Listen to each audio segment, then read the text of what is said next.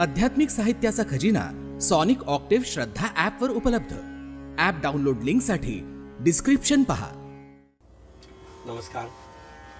चंद्र राशीप्रमाणे तूळ राशींच्या व्यक्तींना मे 2024 या महिन्यासाठी आता मी मार्गदर्शन करणार आहे। या महिन्याच्या पूर्वार्धामध्ये आपल्याला अनुकूल परिस्थिती दिसून येते। आपली चांगली कामं जी आहेत, रेंगाळलेली कामं जी आहेत, ती लवकरात लवकर या पूर्वार्धात पूर्ण करून घ्यायचा आपण प्रयत्न करा, म्हणजे तुमचा वेळ फुकट जाणार नाही।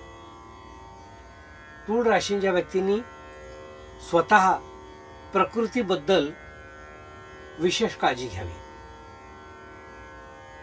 कंबर, मांड्या अशा या भागामध्ये तुम्हाला काही इन्फेक्शन किंवा अन्य काही संसर्गजन्य रोग होणे असा त्रास दिसून येतो। त्याबद्दल आपण अवश्य काळजी घ्या। छोट्या छोट्या गोष्टींकडे सुद्धा आपण दुर्लक्ष करू नका। डॉक्टरांचा योग्य तो सल्ला घ्या आणि त्यानुसार आपण कार्यवाही ताबडतोब करा असं मी तुम्हाला सांगेन। गरमीचे दिवस, घाम येत असतो, अशा काही कारणांनी सुद्धा इन्फेक्शन होऊ शकतं, पुरळ उठणे वगैरे अशा काही गोष्टी होतात, तर त्यासंबंधी आपण लक्ष देणं गरजेचं आहे असं मी मुद्दाम तुम्हाला या ठिकाणी सांगतोय। तर तूळ राशीच्या व्यक्तींनी ही गोष्ट लक्षात ठेवा। अनुकूल कालावधी मी सांगितल्याप्रमाणे पहिला 15 जो आहे तो अन्य बाबतीत आपल्याला अनुकूल आहे। त्या बाबतीत आपण जास्तीत जास्त त्या काळाचा लाभ उठवा आणि आपल्याला अनुकूल गोष्टी करून घ्या। मित्रमंडळींची अचानक साथ आपल्याला या महिन्यात मिळेल। आपण जरी अपेक्षेची कल्पना केली नसली तरी सुद्धा अचानक आपल्याला समोरून मित्रांकडून, आपल्या भावंडांकडून, दूरच्या भावंडांकडून काहीतरी मदतीचा हात आपल्याला पुढे येईल। गरज असली तर आपण अवश्य त्याचा लाभ घ्या। तूळ राशींच्या व्यक्तींना मी असं सांगू इच्छितो की घरातील वातावरणामध्ये काही वादविवादाचे प्रसंग उद्भवतील। एखाद्या घरच्या व्यक्तींची निरीच्छा किंवा अबोला अशा गोष्टींचा आपल्याला त्रास होईल। योग्य ते त्यांच्याकडून कम्युनिकेशन आपण करून त्यातला जो नेमका जो भाग आहे त्रासाचा किंवा त्रास देणारा, तो गैरसमजाने असेल तो काढून टाका आणि परिस्थिती अनुकूल करून घ्यावी लागेल असं मला या ठिकाणी दिसून येत आहे।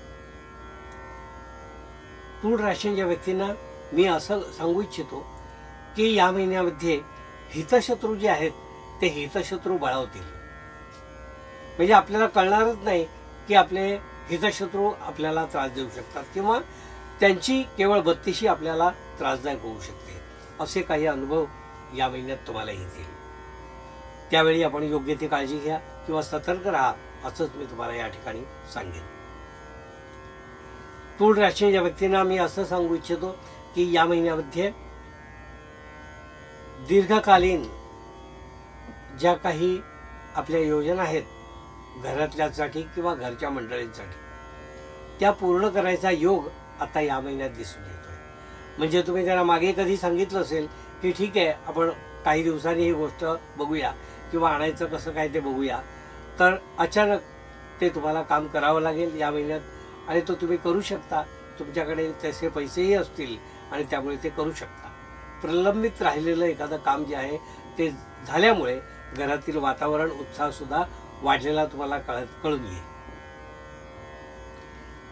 तूळ राशीच्या व्यक्तींना मी असं सांगू इच्छितो की शिक्षण घेणारी जी मंडळी आहेत, मुलं आहेत, उच्च शिक्षण घेणारी जी मुलं आहेत, त्यांनी हट्टाने आणि आपण ठरवलेला अभ्यासक्रम पूर्ण होण्यासाठी हट्टाने आपली जबाबदारी पूर्ण करायचा प्रयत्न करा। दुर्लक्ष आणि आळस टाळा, कारण असं नाहीये की तुम्हाला ते शक्य होणार नाही, तुम्हाला ते शक्य आहे, पण केवळ आळसापोटी किंवा उद्या परवा असं टाळमटाळ करून आपण जे पुढे ढकललेलं काम आहे ते लवकरात लवकर या महिन्यात पूर्ण करून घ्या असाच सल्ला मी तुम्हाला देईन। आपले अभ्यास, आपल्या परीक्षा ज्या योग्य वेळी करून घ्या, पूर्ण करून घ्या, असाच सल्ला मी या ठिकाणी तुम्हाला देईन.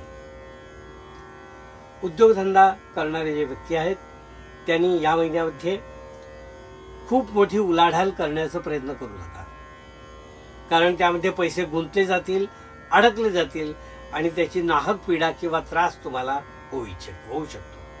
म्हणून आश्वासनं देऊन किंवा अन्य काही कारणाने ज्या काही गोष्टी आहेत त्या करायला जाऊ नका.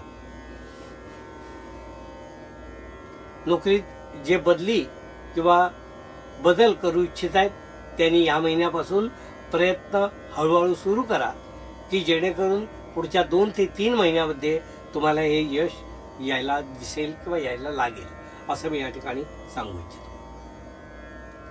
अनुकूल कालावधी तेव्हा असल्यामुळे पण आज प्रयत्न केले तर तेव्हा त्याचं फळ मिळेल, म्हणून तसं प्रयत्न तुम्ही आता या महिन्यात सुरू करा. तूळ राशीच्या व्यक्तींना मी असं सांगू इच्छितो की या महिन्यामध्ये साधारणपणे तुम्ही उत्तरार्धामध्ये काही गोष्टी जर अडकून राहिल्या असतील किंवा मागे रेंगाळलेल्या असतील तर त्याच्या मागे लागा. उदाहरणार्थ आपल्या घरातलं कोणाचं आजारपण की ज्यासाठी टेस्ट किंवा अन्य काही गोष्टी करायला सांगितल्यात त्याकडे लक्ष द्यायला वेळ मिळत नव्हता, तर त्या गोष्टी उत्तरार्धात आपण करून घ्या, कारण अन्यथा त्याबद्दल खूप लेट होईल किंवा वेळ निघून गेलेली असेल असं मला नाईलाजाने सांगावं लागतंय.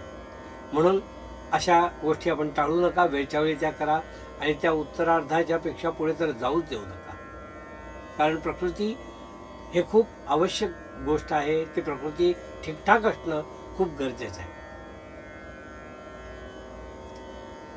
तूळ राशीच्या व्यक्तींना मी असं सांगू इच्छितो की धार्मिक बाबतीत तुम्हाला जेवढा तुम्ही इच्छित केलंय म्हणजे इच्छा केली आहे तेवढा वेळ तुम्ही देऊ शकणार नाही, पण असं करायचं नसतं. त्यामुळे आपल्याला धार्मिक बाबतीत आपलं जप जाप जे काही आहे त्यामुळे आपल्याला मानसिक समाधान लाभत असतं आणि मानसिक बळ मिळत असतं, हे लक्षात घ्या. आणि मानसिक बळ आपल्याला एखाद्या गोष्टीत मिळालं तर शरीर थकलेलं असेल तर थकलेलंही वाटत नाही. म्हणून ते मानसिक बळ प्राप्त होण्यासाठी आपण आपलं जे काही नित्य नेमाने आपण करतोय त्या धार्मिक बाबतीत आपण अवश्य सावध राहा आणि ते पूर्ण करण्याचा प्रयत्न करा. न्यायालयीन बाबतीत एखादे दावे लावलेले असतील किंवा अन्य काही घटना असतील तर त्या बाबतीत तुम्हाला या महिन्यात प्रगती दिसून येते. कोर्ट कचेरी किंवा अन्य संबंधित काही कामं जी असतील ती या महिन्यामध्ये तुमच्या बाजूने होतील किंवा तुमच्या बाजूने निर्णय लागेल असं मला या ठिकाणी दिसून येते. तूळ राशीच्या व्यक्तींना मी असंही सांगू इच्छितो की या महिन्यामध्ये पती पत्नीमधलं वातावरण जे आहे थोडंसं तणावपूर्ण राहील. ते सुद्धा गैरसमज आले, ते गैरसमज नेमके जे आहेत ते दूर करण्याचा तुम्ही प्रयत्न केला पाहिजे. ते जर दूर झाले तर किंतु काहीच असणार नाही, मग पुन्हा सगळं काही आलबेल होईल.